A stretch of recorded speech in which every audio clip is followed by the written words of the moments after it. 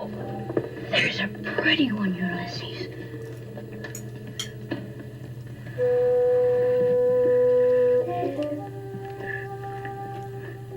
There it is. I am absolutely delighted to welcome back Sarah Hope from the Santa Cruz area in California. Sarah Hope, welcome back.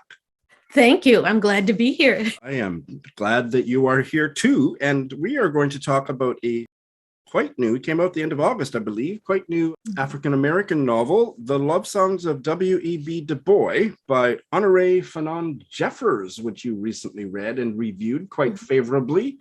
And I've been hearing about Here, There, and Everywhere. So Sarah, take it away. Well, this is a huge book.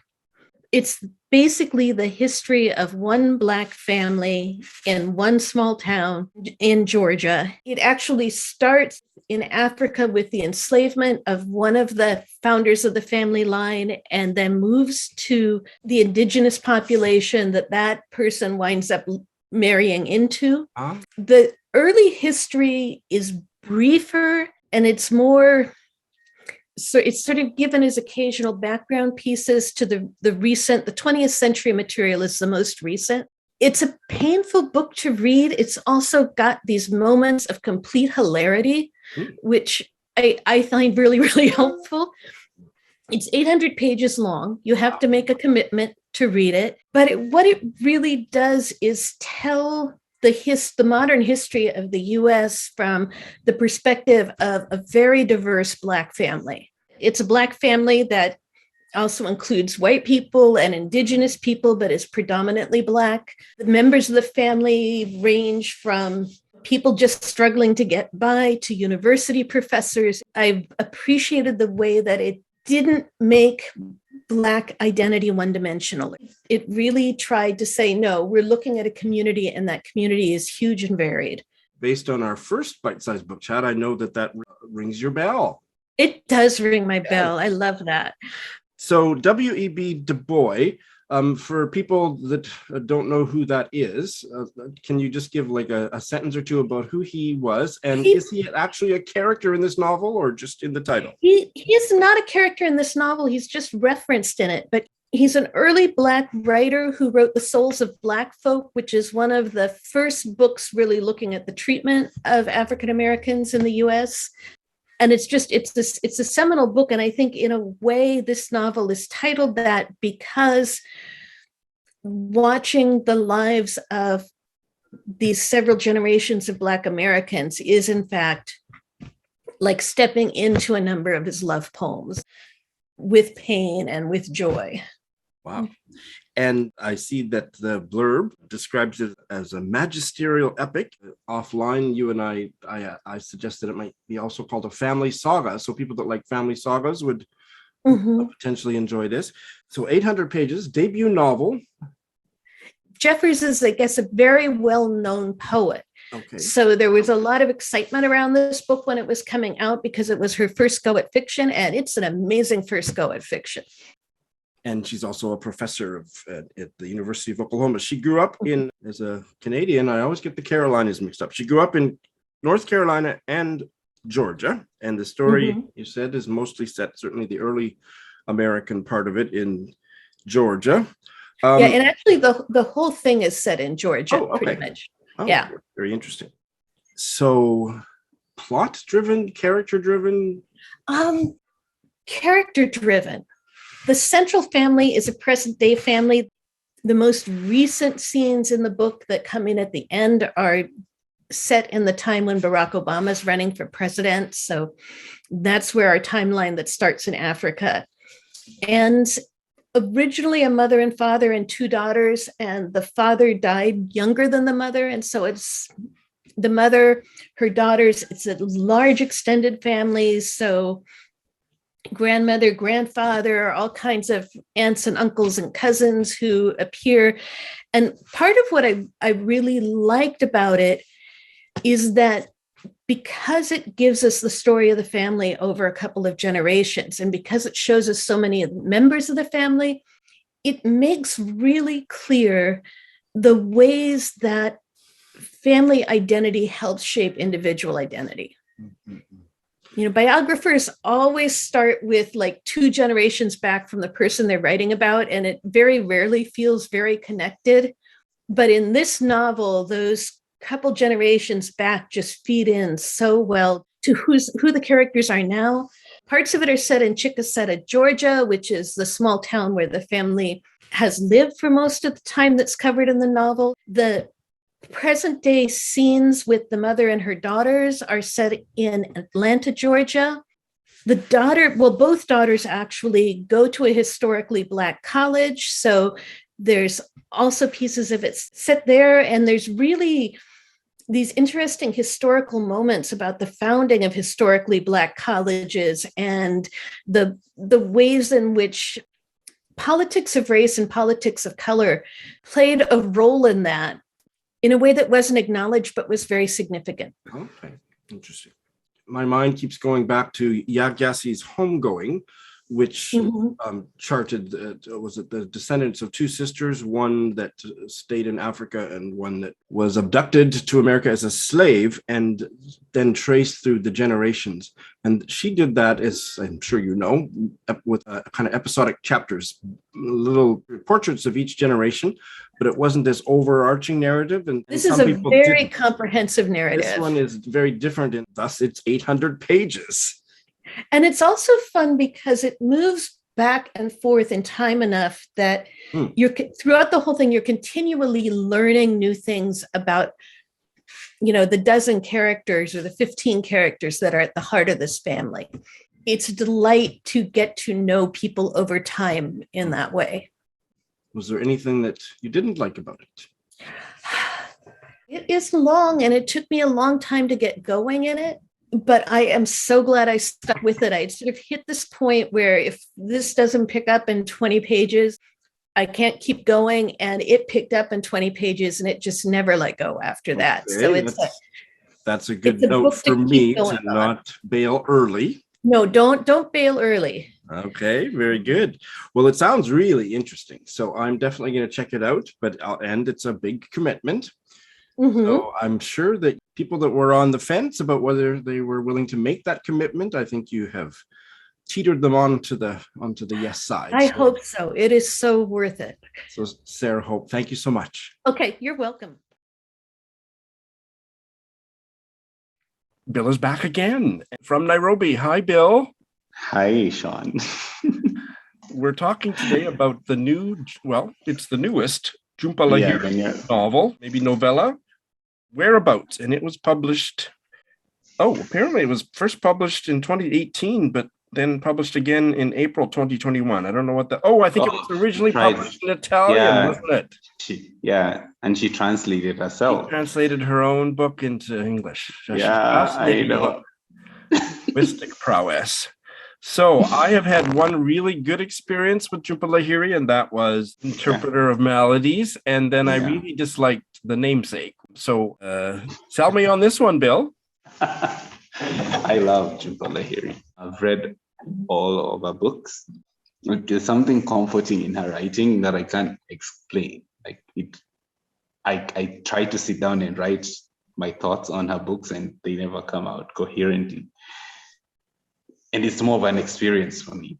So when I heard about this book, when, as you said, it translated from Italian and she usually writes about displacement, like characters from Calcutta moving to the States or Europe. Like the immigration is usually where she tackles her themes, right? So this just felt like something new, something fresh, but I realized the themes are still there, like the feeling of the unsettling feeling, like not feeling at home in yourself, like that disconnect. Because we meet this unnamed protagonist in a town in Italy, and she just walks around, meets old flings, and they're bite-sized chapters that. Did you say bite-sized? Yes. That was not intentional. They're bite-sized chapters. Each chapter is like maximum of 2 pages. She's a writer, but also a lecturer at a university, but we never know her name. That the anonymity is actually very brilliant. So we just experience her her when she can't sleep, when she captures the sunrise and meeting neighbors, she's aware of her surrounding, and in turn it immerses the reader into her. It feels like you're sitting next to her in a cafe, and she seems like a very intuitive character. And there are moments there. The book is like 100, not less than 200 pages. Yeah. And it took me like 2 weeks, 2 weeks to read it, because when you read one section, I stop and I think about it for like 2 days. That rarely happens for me. If something is very funny or deep, I stop and laugh and put the book down and think about that moment for a while before I pick it up again. I love hearing about moments like this from your reading life. So this took me a while to read, but there was comfort, there was sadness, because the mom is sick. She's aware of like that. There's an awareness to the book: death, dissociation, loneliness, and it's also honest. And it's not a book I'd recommend to anyone, like at all. I would not. This is just those books. If you read the first chapter, like the first section, and it gravitates, if you feel a pull, you should just continue on, because it's quiet, slow, lots of reflection, and like minutia. It's just said it captures. She captures moments so well. It's set in Italy. Yes. Okay. In a town that we don't know. I think everything is unknown. So she removes any expectation, like you can go to this town, but it feels it. You can feel the changing seasons, the scenery, the architecture. It's very Italian. Yeah. Yes, I see a reference to piazzas, not pizzas, but piazzas. Yeah. So the setting is a little bit indistinct. Yeah. Compared to her other stuff, which is very much in America or in India. Yeah. And so do a little riff for us on the title, Bill. Whereabouts? Oh, yeah. Whereabouts. So whereabouts can be a noun, which means your location. So that's right. But it can also be a question word. Whereabouts are you? Whereabouts, yeah. It's very, it plays on that. It teaches the line, yeah. And you're aware and you're not aware of it. Like, you get to know this character so deeply, but you actually don't know her name. So she could be anyone. She just dropped you in the middle of the world. Like, even the beginning of the book, she's at a cafe, or she's meeting someone, like an old love. And I'm like, okay, where is this going? The whole time I was like, okay, where is this going? Then at one point I was just like, trust yourself, fall into the story. You don't have to question it. I just dropped my inhibition, my questions, and I listened to this anonymous woman talk about her life, private moments in loneliness, the dark, and when you can't sleep. She captures that moment when you can't sleep, and the night feels louder. And I was reading at night, like before the bed. It's so visceral. Other people that kind of come into the scenes and so on, do we get a sense of other characters, or is it mostly focused on her? We get a sense. It's mostly focused on her. But the way she describes them, you get that feeling. You feel closer to them. This book reminds me of Rachel Cusk's trilogy that I just finished, The Outline. The Outline trilogy, I think. I think so, yep. Yes. Oh, yeah. That's another one that has the 3 books, and they talk about like these characters. We don't really know her name, but everyone around her talks. It's more conversational, so everyone pours their feelings to her, and that feels like a wash of characters. Every section is like a new person just ruminating constantly, and it can be a bit of a drag, but to me it's so exciting because I'm like, okay, what's next? But that's a very useful comparison, because I didn't get along with Outline. That was a bail for me too. But that's useful for people to know that if they like the Rachel Cusk narrative, they would love this one. Yeah. The narrative is And I get why you didn't like Outline, because the first time I read Outline, I kept asking myself, what is the what is the point? And I actually almost docked the trilogy. I was like, I'm not gonna read this ever again. And then something made me pick the second trilogy. I think it came on Kindle, and I flew it. It was so good. And I realized I just have to like be in the story and let the characters talk to me, like let them voice their. Yeah, it's more conversational. Yeah. Here's what I'll say. I will say that at some point, maybe in 2022, but certainly at some point, I will try Whereabouts. And if I have a good experience with it, I will go back and give Rachel Cusk another try. How's that? Yes. Okay. No pressure though. Last question. Did this have a different feel in terms of the prose being a translated work? Yes. What was that like? What was it like? I can only compare to her previous books. You could feel like the disconnect in the character through the language, because you could feel the distance through as you're reading through, as opposed to like her other books where it's more connect is more thematic in like the intercontinental, it's like India and America and like not knowing where you stand. This one was more like Lahiri lives in Italy, right? I think so, yeah.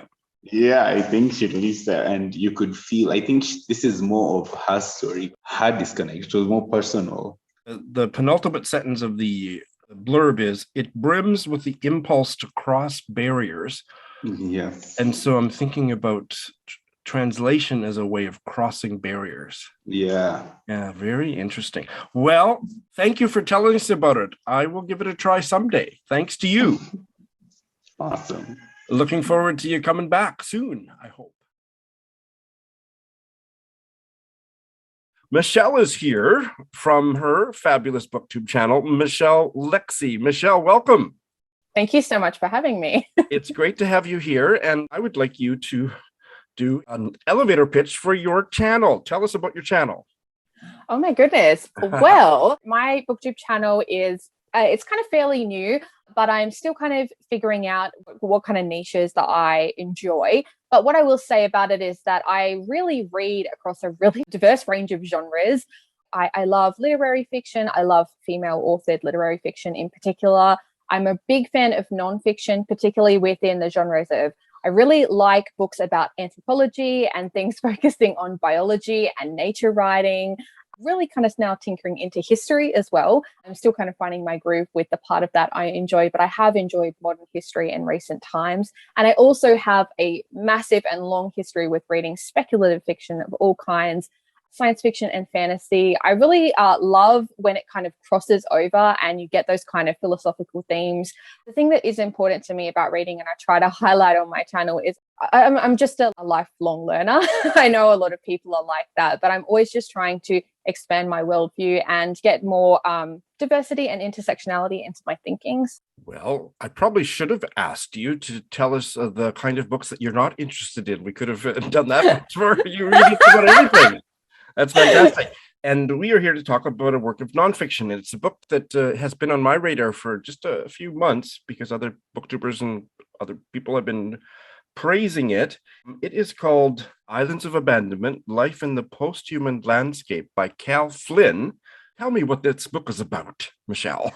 Okay, Cal Flyn is looking at the impact of humanity on the planet, but she has this really kind of specific point of view where she's looking at abandoned landscapes and how that kind of captures this long-term impact of the Anthropocene. She kind of uses this as a starting point, and the book that's very much of the moment, climate and the environment is kind of feels like a cloud that's looming over a lot of us these days. This book is trying to look at it from all angles. He kind of walks this tightrope in the book between appreciating the beauty of natural processes and of the planet while also highlighting this kind of long-standing impact that humans have had. I like those kinds of nonfictions that look at things not just from one perspective. You know, she's looking at geology, she's looking at biology, she's looking at, and that really human element as well. It's news to me. You have broken news for me personally, anyway. That Cal Flyn is a woman. How fabulous! It sounded like a name to me. So she's Scottish. I read quite a significant portion of the book, but I do have an audiobook service that I use very sparingly, and I did listen to a couple of chapters on audio, and she narrates it herself, and she has a delightful accent and a way of narration. So I can both recommend the book and the audiobook, which is unique. It's kind of different than usual for me. Great. Now, I am reminded as I hear you talking about what the book's about of, do you remember at the beginning of the pandemic, or were you even born then? It seems like it's so long ago, but oh my goodness. 2 years ago, at first it was a sentiment. It was a statement that was initially uttered sincerely, and then everybody started making fun of it because everything shut down, and so there was all this evidence of environmental revitalization, things like there's less pollution and there was less this and less that, and so the expression was nature is healing. Yes, you remember that? Absolutely. I absolutely remember. Everyone was going online with the dolphins in the Bennett canals, the kangaroos in Adelaide, in the city here in Australia. So there was all that stuff, and then people started mocking it, and so now everybody says it sarcastic. Oh, nature's healing. So this was published in January 2021. Does she touch on any of that kind of stuff in this book? So from my understanding, she wrote this book before the pandemic, but she must have been one of the most prepared people going into it, given that she's been thinking about this process of what does nature healing look like. There are parts of this book that really focus on that. So some examples from the book is that she talks about examples where nature has actually readapted to these post-human landscapes. And pretty much from my understanding of the book, and obviously from observing the world, is that most of the time it takes until environments become either militarized, like in terms of they are too dangerous to inhabit due to, the fact that they're occupied, or alternatively, the landscape has become so noxious and poisonous that humans actually can't safely, habitate. Why can't I say that word? Inhabit that landscape.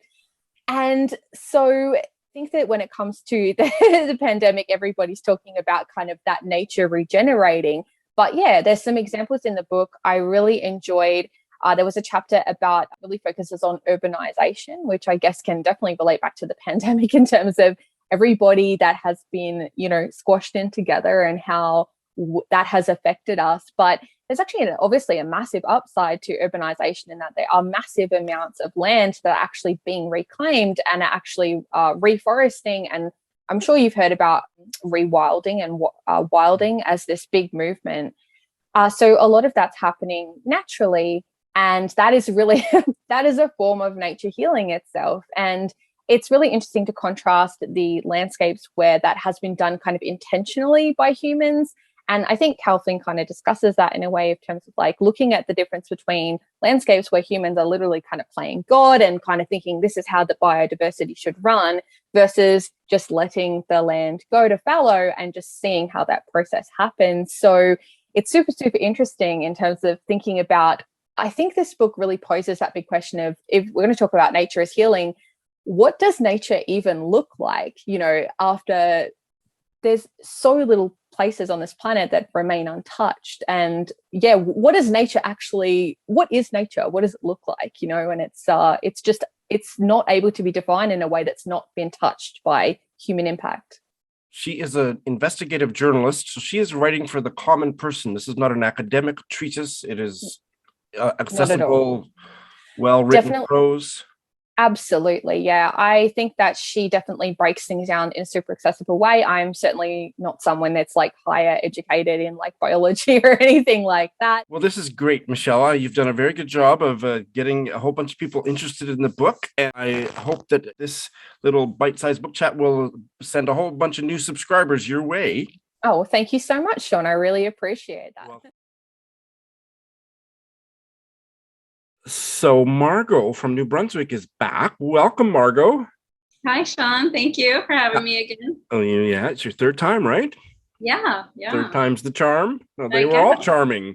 We were just talking. You had a good holiday and all that.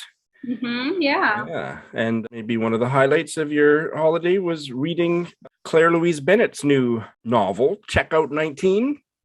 Yeah, I think I read it sometime in December. Yeah, definitely a highlight.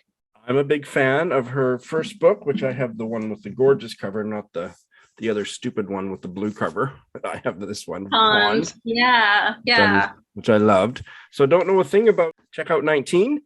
Tell us all about it.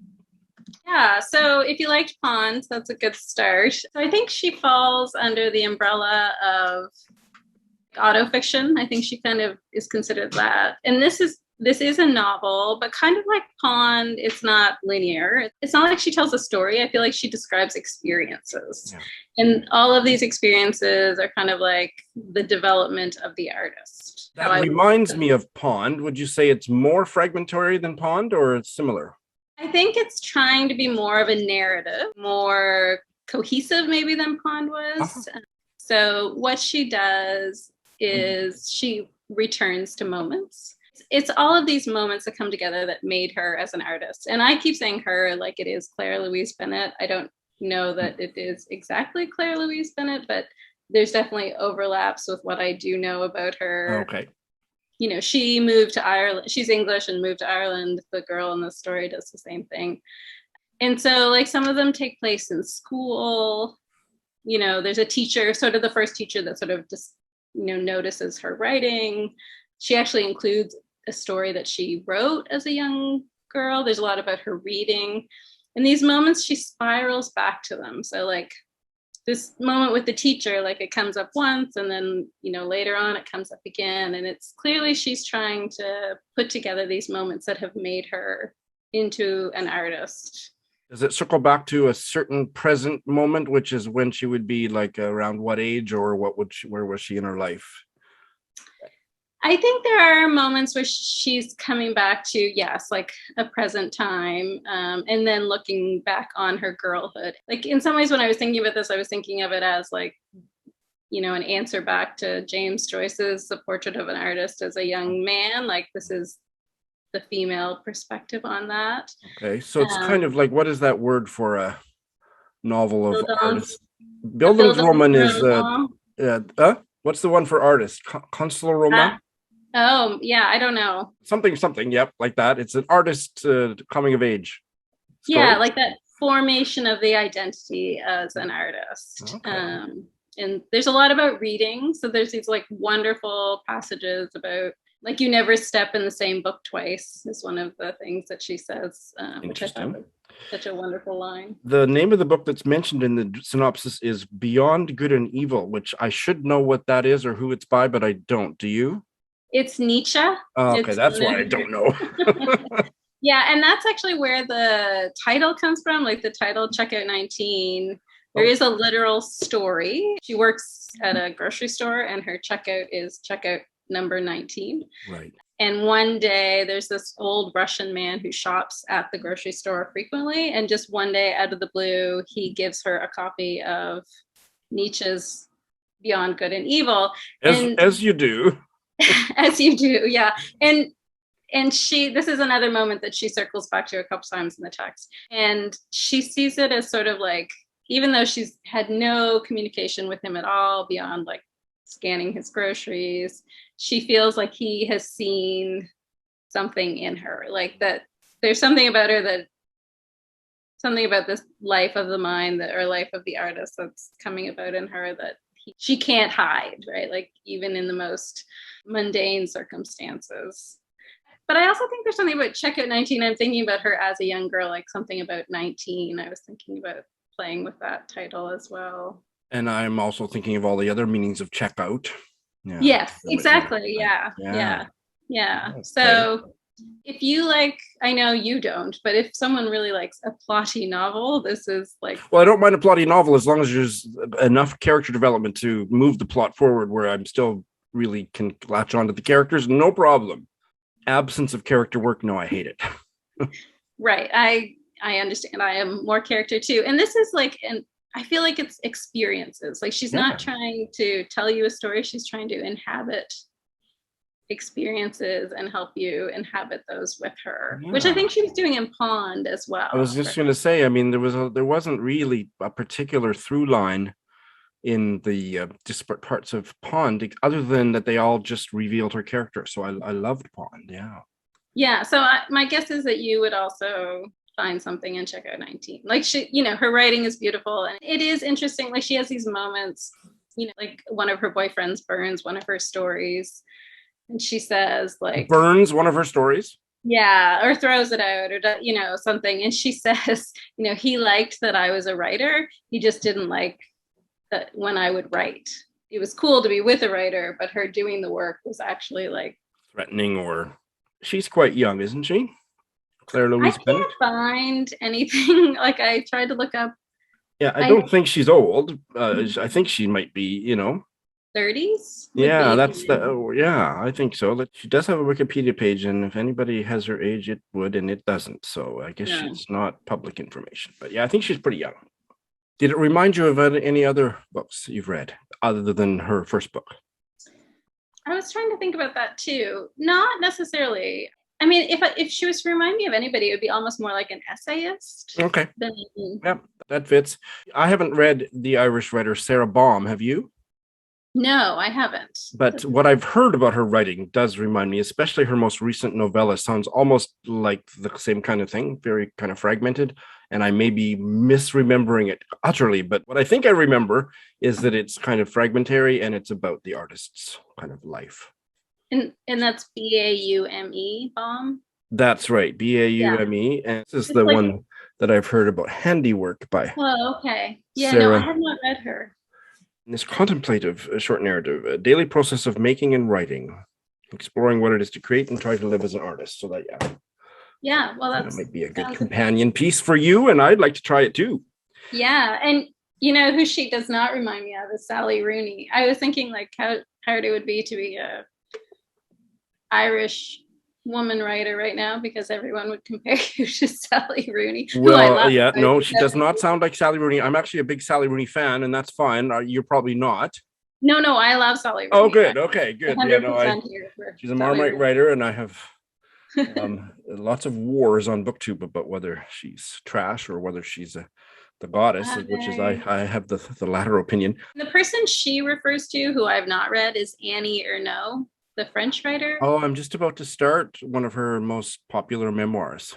Okay, so that's like she kind of seems to reference her, so that might be a connection to the one I hope to start in the coming week or the week after that is The Years.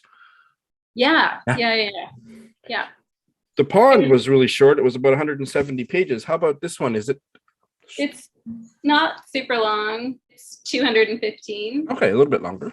Okay. But it's got that like very dense, like no page break, Oh, okay. Almost. What first turned me on to Claire-Louise Bennett was I was told she was the female response to Karl Ove Knausgaard. So I was like, sign me up. Opposite in terms of length as well. One of my favorite. I actually like Knausgaard stuff. Too. I've read the first two of the My Struggle thing, but my favorite snarky comment about him, famous booktuber Steve Donahue, I think he put it on his Instagram or something, but I've saved it in a place where I can pull it up, so I'll put it on the screen here. He put a sticky note on one of the volumes of My Struggle, and the sticky note read, "With brevity." Yeah, no, I that's perfect. I love that series. I read the whole thing, but at the same time, it does feel like the height of white male privilege to write it. So Claire-Louise Bennett does not struggle with brevity. So no, that's right. Thank you so much, Margot. Happy reading. Okay, take care.